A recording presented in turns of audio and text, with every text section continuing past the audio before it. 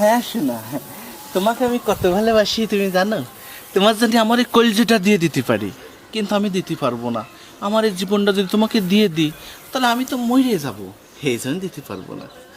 ও শোনা, তোমারে কালকে দেখিলাম না, দেহে কিন্তু আমার মনটা একেবারে জুড়োই গেল। তুমি এত সুন্দর কেন কাউ দি? আচ্ছা শোনা, তুমি যখন আমার সাথে দেখা করলে, ওই তোমার পেছন থেকে যে মহিলাটা যাচ্ছিল ওটা তো তোমার মা, তাই না? হ্যাঁ হ্যাঁ, ও মা, তোমার মাকে দেখে আমার তো কলচে পুরো ঠান্ডা হয়ে গেছে, শীতল হয়ে গেছে।